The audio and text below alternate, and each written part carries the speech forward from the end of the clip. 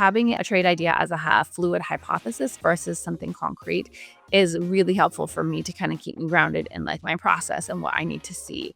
And so that will kind of reduce the attachment, I would say, to like come in and be like, we're just buying. Like, this is a bullish day. All we're doing is buying. I don't even care where I buy at.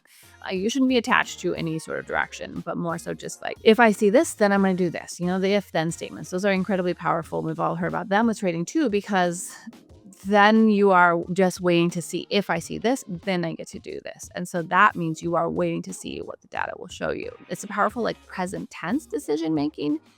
Hey, welcome back. Here at the Market Mamas podcast, I cover a wide range of topics from the intricacies of day trading to mindset mastery and psychological growth, with the goal of the conversations being next level growth for all of us. My name is Becky, and I'm a US-based futures day trader from the Pacific Northwest. My trading experience includes trading stocks, options, crypto, and futures, with both trading a personal account as well as with prop funding companies. Over time, I found that I most enjoy the fast-paced world of intraday futures trading, so that is my primary day trading focus now. Thank you for joining me on the Market Mamas podcast today. Hey everyone, welcome back to Market Mamas. I'm Becky, futures day trader and trading psychology coach, host of Market Mamas. And I am kind of excited because today we're going to talk about something that quietly actually destroys more trading accounts than bad strategies really do.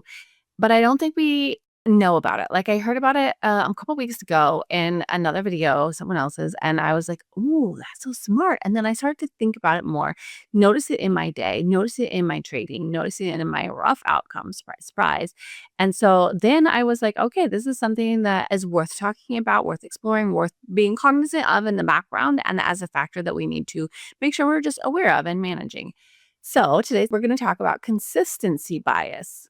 Like, what? We've talked about a lot of other biases, like such as hindsight bias, right? Well, consistency bias is not as common. It's subtle, it's psychological, but not in an obvious way. And it shows up in real time when we're clicking buttons in the market and we don't always know what is behind the energy that we bring to our trading.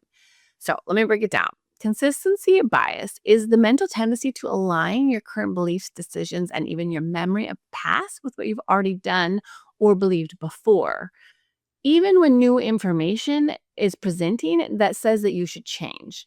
So basically, like if we loop it into trading, it's what makes us hold on to the losers. It's what makes us hold on to a trade that is actively losing right in front of us, a bias that is being proved wrong, yet we're holding on to it because just a minute ago, we really felt like that was the trade. That was the energy. That's who I was trying to be. That is what I thought was going to be a winning trade. So I'm holding on to that. Well, as the data is printing and our trade maybe is not going the direction we wanted, our trade is losing, we're still holding on to it while we want to be consistent with what we planned. You want to remember the setup that I saw and I anticipated that's solid. That's going to work. That is what I am thinking I'm trading right now. Even when it starts to break down right in front of myself, like that is when I want to hold to being consistent with my original trade plan instead of being fluid and present with what the market is doing right in front of me. You know what I'm saying? So the dangerous part is it feels like you're being strong, steadfast, disciplined, organized, like holding to your trade plan, right? But you're actually, in a way you are, but it's not in a good way. It's not in a good way. And I can say this because I've done it. You're holding on to something that is more of a belief. You're being consistent with a version of yourself and of your trade plan that you had, but the market is actively disproving it. And so to say fluid and real time, that is not holding to that as more information is printed, right? Let me get into it. Let me elaborate. Stick with me here because I promise it'll make more sense once you hear it, because then once you hear it, you can't unhear it. At least that was my experience when I learned of it just the other day. So at its core, consistency bias comes from a very human need. We want to feel internally coherent. Our brains don't really like contradiction. If you believe something 10 minutes ago and now reality is suggesting that you are wrong, the brain in that situation has two options. You either update your belief and you move on with the current data that is in front of you now and you shift. That is uncomfortable, right? That is less natural and fluid as maybe it should be. Or you adjust your interpretation of the past so you still feel right. You subconsciously choose to adjust the data as it's coming in, kind of, so that you're still right. Even though if you were truly objective, the facts would reveal that you are becoming less right every second. Instead, your body is trying to rewrite that information that you're getting so that you're still right and still coherent with what you really truly believed was true a few minutes ago. And that is the way our minds, gravitate to without our purposeful objective choice. That is the subconscious slide that we do when given those two scenarios, right? And so when you are faced with that situation, especially as a trader, it can show up in a couple of different ways. And this is kind of how it presents and how I want us all to think about that, because it really is a factor in our trading. And so it's really, I think, valuable to kind of understand how it works. So, one way that it can show up is like a memory distortion. So, the situation progressing, such as the trade, right? Maybe you're long bias and you get in a long position. And so, as is printing, you start to just adjust. When you first got into the trade, maybe you felt really confident with it. But then as it's printing and it's getting less appealing, you're starting to adjust your earlier understanding to make it more accurate to the current situation. So it's given the long position view, right? Maybe you start thinking, I was actually bullish with caution. I wasn't sure if this was work. This was a maybe trade. But in the moment when you clicked buy, you were actually fully committed to the long. You were sure it was going up. This level was holding. You had to get in right now. So you got in. Then as it starts to print the information and it's looking less cute, that's when our mind is like, well, I wasn't really sure it was going to work. I was just going to try like this one little position in the long. Your mind starts to like twist it a little bit so that you are already protecting yourself. So another way that this can present, right, is behavioral consistency pressure. So once you've taken a trade, your brain pushes you to stay consistent with it. So even when the price action is clearly invalidating your thesis, you're starting to feel more pressure to hold to your bias, to hold to the position even harder, to cling to it and be biased that it is working, because that would mean that you were right. And so your mind is essentially putting pressure on you to hold to what you chose already, because you don't want to be wrong. Just hold consistent. And so you're feeling the pressure to stay consistent. And consistency is such a double-edged sword in this scenario, because consistent, right, sounds beautiful. And it is a recipe for success when you're really consistent with strong rules and approaching your markets in the same way all the days, where you're setting yourself up for the most successful opportunities. But in this situation, when you're trying to hold consistent to a setup, when information is going against you, that consistency is dangerous. And that's when you do want to be able to release that pressure and that hold upon it. But it's not as easy as maybe it should be. And then there's a deeper layer, of course. That's why this is a problem. That's why you're probably starting to see, oh, I get what she's talking about. Well, this is because it affects our identity. You get to want to defend your identity, right? You protect your identity, protect it, because it's not just, I want to be right on this trade. More so, it's, I want to be the kind of trader who makes good calls. Oh, God, right? Like, I want to be a good trader. I want to be able to read the market accurately and understand the direction that we're going in and make the right choice. And so, if this trade is invalidated and I'm wrong, then that hits my identity as that good trader who can make the right calls in the moment. And so that's what we're mostly at the core of this whole issue trying to protect. It's our identity, it's our sense of self, and how far we've come in our careers and how good we want to believe that we are. And so when something starts to prove that this trade might not be a winner, it's when it hits you differently and you're trying to defend who you are, instead of like letting a trade stand alone and just be a trade with risk management and being the probabilities of the game that we play. And so you exiting early or flipping biases feels like an identity threat, not just a decision. Whereas in the moment, maybe it is smartest to shut it down early, take a small hit, not even let the full stop get hit, and then adjusting your bias and maybe saying, shoot, we are really not going long. Maybe I need to think about what a short position would look like. Is that what the data is telling me is the best scenario? And adjusting that bias given the data that is presenting. But instead of being able to be objective to that information, instead we're like defending our identity of like not wanting to be wrong. And so that is where it gets really tricky, is having that consistency bias to our first decision instead of staying fluid. So let's like get open a little farther, right? Because I kind of dug into this, so I wanted to talk to you guys about it. But to think about what the issue is and why I want to talk about it today is, how is it dangerous to our trading? So This can show up in a few different ways with trading, because when I was thinking about it, I'm like, gosh, I think that it factors all of these different ways. And so I want to kind of really know what I'm doing on my charts and like what is making me want to be in a trade and not be in a trade, and how I can constantly like adjust and deal with the situations that are coming at me. And so, of course, right? As I've kind of alluded to, what this can lead you to do is hold a loser, right? Hold a loser way too long than potentially you need to, or heaven forbid, giving it a more wiggle room than it ever deserved, because you want your analysis to be correct. And in that situation, like, you're not trading price action like that. I've been there. Like, I was not trading the information that was presenting in front of me that showed that this was not the trade. I was trading my ego, right? I was defending my original story. The market was showing me new information, but my consistency bias was making me kind of filter it out, devalue it. Like, if I was truly objective in that moment, I would have been open to it. But instead, as there was countering data printing, I'm just like, it's fine because I saw this originally and I'm already in long. So it's probably like, how's the long going to work out, And so in that moment, you keep hoping like it's going to come back. It's just, they're just running for the stops real quick. And this is a fake out. This is a fake out. I just need to hold to my position. My skill, my trade is still technically valid. And you are talking yourself into holding because you want to be able to be consistent with your original plan. But what's actually happening on the back end is that our little brains are trying to protect ourselves, and we're trying to preserve our past self's credibility, I think, right? To say that the trader that I was that made this plan and entered this position with my accounts, with my capital, that's a good trader. Like, Becky of 10 minutes ago is a good, solid trader who makes good choices. So I'm going to stick with her. Ride or die, Team Becky 10 minutes ago. But Team Becky right now should instead be like, shoot, I don't like it anymore. This position is not good. I don't want to take the full stop because the data that I am seeing as this plays out is not working in my favor. I don't like it anymore. But if you hold to that consistency bias, it's it's not bad. It's saying like, I want Becky, 1.0 to be the winner because I believed in her during season 1.0. It's tricky, right? Okay, also in this situation, we can force trades.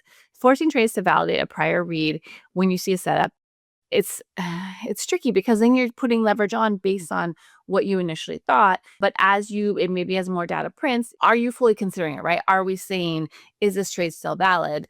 But more so when you're kind of biased to what you already had the idea of, it's instead, can I make this work? The shift is subtle. The whole conversation around this is subtle, but it turns trading into confirmation hunting instead of decision making, which, right? I mean, like, we gotta stay like really attentive to price action. And the way that this made me think of this as is, sometimes I'm not at my charts in my office where I execute my trades at all times during market open, but I'm still considering the trade. And so maybe I'm with my kid, or I had to run to the store, or I have another kid at the bus stop. And so I pull up the market on my phone and I'm just looking at it, and it's like, shoot, that looks like it's going long. This looks really good for a buy. It's getting to my level. I think it's going to hold. So I almost like hustle back to my office because I want to get in this trade. And then when I get into my office, my charts are obviously much bigger. I have 3 monitors. I'm pulling up all my information. My indicators are just how I like them. The volume is there. There's more data in my office than there is on my phone. And in that moment, this is where I want to always pause and adjust and view the trade from that full lens, assess everything, figure out if this still is a great setup, and if I want to put leverage on the line. But if I'm just holding to the Becky, 1.0, who's on the sidewalk 5 minutes ago and hustled back, that Becky wants to be in a long. And so I just want to get to my office and I want to click buy. That's what I want. That's the energy that I'm bringing to my trading. That is me trying to be consistent with this exciting idea that I had when I was just on my cell phone and I hadn't had all the data, which can be a good energy, right? Maybe that trade is absolutely set up and it's going to be a beautiful trade.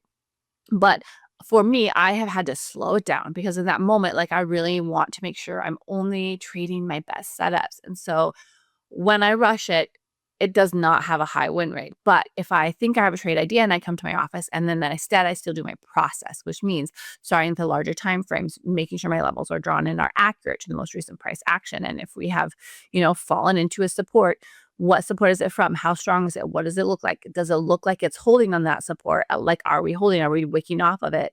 In which case, let's go. If my whole setup is there and available and is printing and is setting up for truth, then confirmation has been achieved, and that's how we get in the trade. It's not just the whole, I had this idea on the sidewalk, and because Becky Sidewalk had this idea, like, we're buying. That those are very different things, and that's the consistency bias of Sidewalk Becky winning versus just like Sidewalk Becky had an idea. Let's trade the data that's right in front of us and take in the full picture of the market. Those are pretty different. And knowing myself, like, if I would think about this and then put it in my journal, I really think that there would be very different statistics on a win rate on those two scenarios. Okay, so another thought on this is something that we all do is rewriting the memory after the fact. So this one is sneaky. But after a trading session, it might feel like I was mostly right today. I just kind of got unlucky on this execution, or I couldn't get in at this fill, and this is what happened. And it happened. There was slippage, and I, rushed that, but I won't do that again. Even if the real issue was over trading, early bias errors, ignoring validation, it's the approach of not seeing your behavior clearly.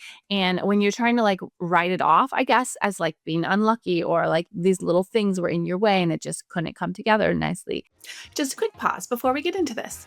Trading can be intense, and staying mindful during your session matters so much. That's why I created and am sharing a free 3-part audio experience that's helped me deeply. 1 for starting your day with calm intention, 1 to stay centered while you trade, and 1 to wind down with grace when it's time to stop. These tracks are yours. Just click the link in the description. Explaining it away in that way is not allowing those trades to be lessons. And I absolutely find so much peace in the idea of lost days being lesson days, because if I took an L on a day and my accounts were hit, at least I want to be able to recognize what I could have done different and better in that situation so that I will do it less. Nobody's perfect. I am certainly not perfect. But I want to be able to cut out the poor behavior. And so if I can identify it, then I can try to do it less. And that doesn't come from kind of explaining it away with excuses. Instead, it comes into like owning it, and trying to be eyes wide open. Like, was I trading a bias that I had before I had all the information? Then once I got in the trade and it started going against me, I just refused to let it go back on me. Like, that is something that I should acknowledge. And so the consistency bias of thinking back on a day also, it does cause us to edit the trading history in our mind of saying like XYZ was not really my situation because of all these other issues that happened that wasn't my fault. Whereas just being like, I jumped the gun and I was holding to this bias and I didn't consider all of my things and I didn't do my full process. And so I need to always make sure I'm doing blah, blah, blah.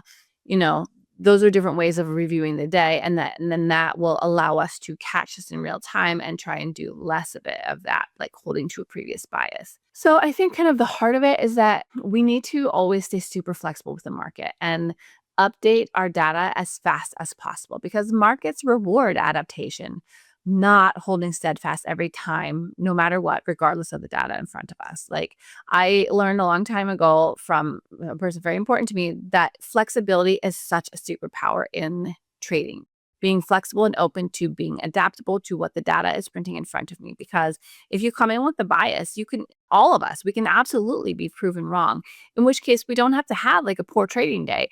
No, we can take the information, maybe take a small loss, maybe just don't see a good trading setup and don't have any trade at all. But then once we can get in sync with the market, then you can oftentimes find a great trade. And so that adaptability is powerful as a trader for good, but holding steadfast with being consistent with, in the morning, I'm looking for longs. And so I'm just going to long. And then maybe that actually isn't the day that prints. And maybe it looked really good for, the bulls that morning, but that is not actually how it played out in real time. You're going to want to be the trader who is flexible and waits for confirmation of bullish activity versus just fires off some long positions. Because consistency bias rewards psychological comfort, I guess, for the moment that you are believing in yourself, but it doesn't reward like activity and accuracy and patience, And so the tension becomes like the market demands fast updating and flexibility and being open and patient and happy to take a small loss, because it means that you're not like really getting upside down in a bad trade. But our brain, it's less flexible sometimes. And sometimes it wants that stable identity of like, I always hold fast to Becky 1.0 because like she's gotten us this far. But in fast moving environments like futures trading, that delay in updating costs a lot of money. Like there's a lot of damage that can be done in not staying super flexible and up to date with the market that's in front of us, right? So how do we spot it, right? How can we spot this in real time so that we can like not get into trouble? So I was thinking about that too. Like what can I do to not do this more often? And so I want to I want to do less of this. Let me break it down. If I'm arguing with the price action and explaining why the price is wrong, I'm already biased, right? I'm already telling the market that it needs to be doing something different. That's not how it works. And that is me trying to hold to a consistency bias. Also, if you're more focused on being right than taking an L or being flat on the day, also probably biased to trying to just win. And so a healthy trader has got to be comfortable with taking little hits or not taking a trade when you don't see your setup. Say you are bullish on the day and you just are not getting the breaks of structure and the support holding in a way that you need to do it to hold for you to be comfortable and confident and want to put your leverage on for the long. Well, like if I'm more focused on being right about being along and just firing my shots than I am at waiting for my confirmation and being neutral or flat on the day, like that is a sign that I'm really too biased in the day, right? Consistency bias wants you to, swing for what you believed instead of like waiting and staying super open to receive. Also, if you're using old reasoning to justify new conditions, or if your reasoning doesn't change when price structure changes, you're not analyzing, you're defending. And I know that I've done that. I was like, oh my gosh, this is definitely something that I've done because I have absolutely defended my trade when it is obviously wrong to an outsider or even me later when I'm not in the trade and emotionally charged anymore looking at it. Like I can see how it was wrong. But in that moment, I want to defend it. I want to argue that Becky 1.0 was killing it and like the market just was unkind and took everyone's stops out today. Well, like that's not accurate analyzing. Stay fluid and careful with the trade and managing your risk and staying accurate with what information you're getting. Instead, it's defending what you intended to happen in the beginning, even after it started to turn on you. And then also, of course, for consistency bias to be this negative situation, I would be hesitating to exit or, heaven forbid, add into a loser or moving my stop to give it more room because you don't want to be wrong and the data is conflicting with the original plan, but you need to give the original plan some room, right? Well, do you? Like, do you really want your accounts to take that big risk? Is that like the plan? Because if your information, if your trade plan is objectively being invalidated, that means you got to get out, right? And so I have got to make sure that I'm never like allowing more wiggle room. And if anything, shutting it down sooner before my full stop is hit because it just is not doing what I need it to do for the trade to be playing out as it should. It's hesitating, it's not breaking structure, it's starting to give the counter information. And so that's when is the best time to just shut it down and take whatever small win, small loss, neutral execution to just get out because it's no longer the setup that you originally thought you saw. That is being fluid and flexible with the market versus this danger of consistency bias that we're holding to. So I think we got to like manage it, right? We have to recognize that this is a part of the way that our brains will work. If we don't know about it, it's very subtle and kind of subconscious. And so if we can kind of call it out of the shadows and recognize that this is something that traders might be going through, myself included, what can we do? What can I do in order to do better with this, right? And so for me, I need to separate the idea from the execution moment. So before I trade, I want to define it really clearly, like my idea is what I think will happen. I think that this area is going to hold. And so then I want to take a long out of this area when it holds. But what do I need to see, right? What will invalidate that trade plan? And if I do want to execute, what does that look like? What do I need to see in order to get on board with that?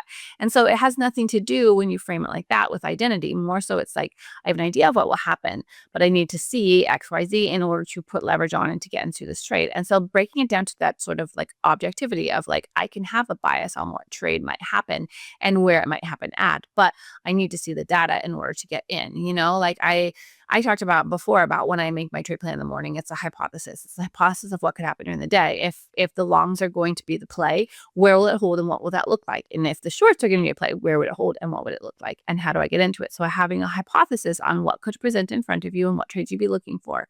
But that gets to change, like I really do better when my hypothesis has both a bear scenario and a bullish scenario, because then I have thought through before the price starts printing what either would look like. And so then I'm like open to be like, okay, who's going to be in charge? Which level is going to hold? Where are we going to pivot off of? And then how do I get into the right trade? And so having a trade idea as a fluid hypothesis versus something concrete is really helpful for me to kind of keep me grounded in like my process and what I need to see. And so that will kind of reduce the attachment, I would say, to like come in and be like, we're just buying. Like this is a bullish day. All we're doing is buying. I don't even care where I buy at. You shouldn't be attached to any sort of direction, but more so just like, if I see this, then I'm going to do this. The if then statements. Those are incredibly powerful. We've all heard about them with trading too, because then you are just waiting to see, if I see this, then I get to do this. And so that means you are waiting to see what the data will show you. And that's a really, it's a powerful like present tense decision making. And I love that energy because every time that the information is coming, it's like, I want to just see what data I'm getting. And so I love the approach of, if I had no position right now, would I enter this trade? And that has helped me shut down trades so much. Like it helped me just the other day where I was in a position and it just kept monkeying around and it was flip-flopping around. I was slightly red, I was slightly green. It was not moving and it was like stressing me out because I really wanted, I felt like it should move. And so then I thought objectively of like, if I wasn't already in this, would I want to be in this? And my immediate thought was, no, hell no. This is chopped. This is gross. This is not giving confirmations. I had not had a clear break with a clear delineation on if this direction is holding. And so in that situation, shut it down, right? Like consistency bias, though, if you were allowing that to lead in that moment, instead you'd be like, well, yes, it's holding because I was right. I believe in what I was doing. It's wonking around because it just hasn't taken off yet. Like it's going to go. I just need to hold a little longer. Maybe that's true, right? Like, but think about it is what I'm saying, is what I'm trying to do when I'm trading is like, maybe I do need to hold steadfast to my original plan. And then it's just taking time because of course that happens. But I think if we can remain objective and like bring my mind into the present moment of like logic and data, versus just holding to past justification, then it allows me to make the best choice in the moment with what the data that I have. And, 10 minutes after I entered the trade, I'm going to have more data than I had when I first got in. So to factor that in is like a powerhouse move, right? And so I do like having the idea of building an update trigger, I guess, or an update choice in my trading where I check in on myself basically, like, did that structure break cleanly? And are we pushing down lower? Is there a retest? Has the retest already happened or is a retest coming? And so then I want to be careful about a pullback and what would that look like? Is volatility shifting? How long is this trade taking to break out? And what would it normally do if it worked? And so that will help me kind of stay present with my data instead of my emotions. And so I try to always stay really present with my trades of like, what is continuing to evolve as this trading session is going on, whether I'm in a trade or not, honestly. And so just constantly updating your information. And so if you just have that approach, for me, if I'm constantly just updating the information that I'm taking in and how the market is shaping up, then I have the best chance of being on the right side of the market because I'm staying attuned and open and watching every 15-minute candle. When a 15-minute candle closes at that time, I'm looking at that chart, seeing how did it close? What did it look like? What could that indicate? Should I hold or should I be nervous based on this information? And so I'm not debating or questioning or just holding blindly to one trade. Instead, I'm just, again, like gathering the data, right? My identity has no business in that conversation because this is a trade. This is a transaction. This is me taking in the data. I'm not attached to it, right? I want to be detached from needing to be right. It's a deeper conversation because it's like, does touch on our identity, right? But I think it's important for me to not try to be right on every trade, but instead to execute my process, to trade my trade plan, to update my information and what I am taking in quickly so that I can protect my capital and stay responsive and making sure I'm managing my risk to the best of my ability, which sometimes is taking the stop loss as planned if the trade doesn't work, or even cutting it short sooner. It shouldn't be a third option, right? Either you take the stop loss of the original trade plan based on your trade plan, or you cut the trade sooner because you are getting information that it is not working out and you don't like it anymore. But giving it more room to monkey around is like holding to a bias that maybe is not actually playing out. And so I think we want to be consistent with the data and not our opinions, like try to always choose to be adaptive and updating in real time and having those accurate, up-to-date analysis always. And then making sure at the end of the day, like just reviewing the process, right? Did I stay constantly updated and fluid and calm and patient and stay focused on my information? Because that is what a winning day is as a trader, right? It's staying calm, patient, open, focused, available for the best opportunities and managing your risk as well as you can based on what you know and what you have learned throughout the time. That's who I'm trying to be. I think that there's a lot of value in that. And so I think consistency biasy is not a trading flaw. Instead, it's just a human situation, right? Our brain is trying to protect my sense of coherence. It's trying to make sure that I'm safe and I believe in myself. And when I show up to the charts, I believe that Becky is a good trader and she can plan good trades and she can win a lot of trades. But the market doesn't care about you being coherent with always trusting yourself, right? The market's going to do what she's going to do. And the market rewards flexibility and adaptation. Like it just does. You need to be able to be fluid and any kind of thing can happen, especially in the time of like tweets just skyrocketing in the news. Like there's a ton of factors. And so staying really fluid, flexible, flowing with Miss Market's lead, consider it like a dance. We're dancing with Miss Market and she leads and we follow. And so think about that. I love that analogy and I think about all the time of like, how is she? What's the energy? Which direction are we going? What are the tells that are being driven? And how can I just dance more smoothly with her, right? I think if we can realize that we don't need to be consistent with any sort of like idea about who we are and what our ego needs, but instead, like I just want to be really present, fluid, careful, cautious, smart, intentional with my trading. Like that's when the decision process is really solid. That's when it's strong, effective, gets you the outcomes more consistently over time that we all are driven to. It's not necessarily about being more disciplined, but more so it's just being responsive and flexible and believing that the market is a moving, living beast and you're trying to just get a nice ride with the general direction and take out some profits without getting in any kind of trouble. And so that is who I'm trying to be. I think being that flexible, responsive, focused self is going to beat any sort of a biasy of any kind every single time. And so that is consistency bias, you guys. Like when I first heard it and I got a little bit of an explanation, I was like, oh my God, I definitely do that. And so thanks for hanging with me. Thanks for letting me break it down and like explain to you what I learned when I did a deep dive into my own trading and saw that I was doing this thing. I thought, maybe we all need to think about this because I want us all to win. Like, I think that the market actually is really abundant. And I think that there's plenty of opportunity for all of us to take real profits from the market and build our great trading careers in the way that we have envisioned them.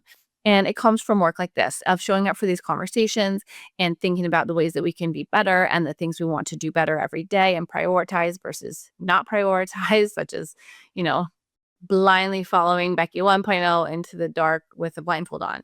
Instead, like loving her and appreciating how far she got you, but growing and moving with what's happening in front of us. So cheers to that. Happy trading. Stay flexible and adaptable. And let's, shoot our shot at our best setups and manage them to the best of our abilities. Cheers to a great next week, everyone. Happy trading. Bye.